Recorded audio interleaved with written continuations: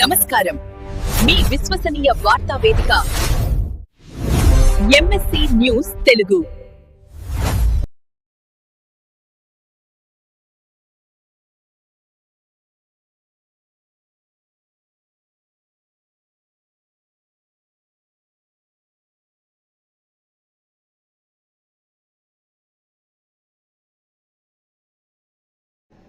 ఈ వార్తలు సమర్పించువారు pulse hospital Wyra road RCM church ఎదురుగా ఖమ్మం.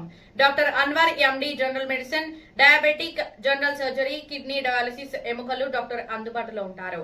Shri Tirumala hospital, Nehru Nagar, Wyra road Khammam. చెవి, ముక్కు, గొంతు, చర్మ వ్యాధుల దంత వైద్య నిపుణులు అందుబాటులో ఉంటారు.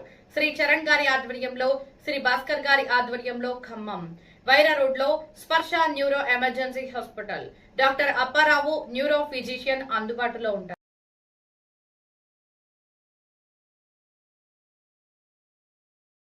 ఇప్పటికీ స్కూలు స్టార్ట్ అయ్యి దాదాపుగా ఇంటర్మీడియట్ కాలేజీలు స్టార్ట్ అయ్యి దాదాపుగా 26 రోజులు అవుతుంది. మరి పాఠశాలలు స్టార్ట్ అయ్యి 10 రోజులు అవుతుంది.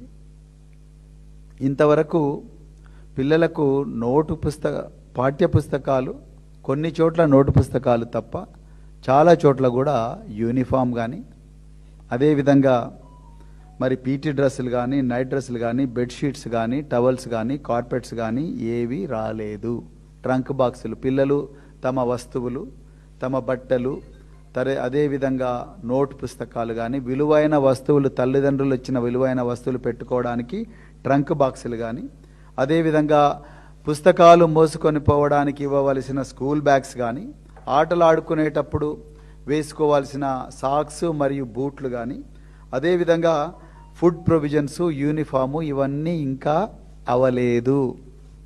నిజానికి నవ్వొస్తుంది. ఇప్పటికి కూడా చాలా జిల్లాల్లో ఇప్పటికి కూడా పప్పు దినుసులు, ఉప్పు, కారం, నూనె ఇవన్నీ కూడా ఎవరు కాంట్రాక్ట్ ఇవ్వాలి అనేది ఇప్పుడు జరుగుతున్నాయి కాంట్రాక్ట్లు. స్కూల్స్ ఓపెన్ అయ్యి దాదాపుగా 1 నెల రోజులు అవుతుంది.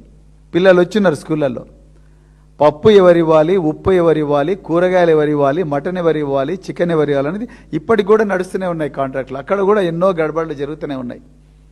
ఇంకా వ్యవస్థ గాడిలో పడలేదు. నేను చాలాసార్లు ఈ వేదిక మీద చెప్పిన, కేసీఆర్ గారి హయాంలో ఈ విధంగా జరగలేదు.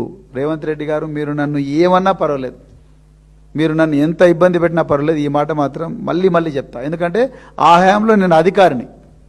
ఇప్పుడు మీరు ఏ సవ్యసాచి ఘోష్ గారితోనైతే మీరు ఈ పనులన్నీ చేయిస్తున్నారో, నేను ఆ విధంగానే ఆ రోజుల్లో మేమందరం అధికారులుగా పనిచేసినాం. కానీ మీలాగా ఎప్పుడు పని చేయలేదు.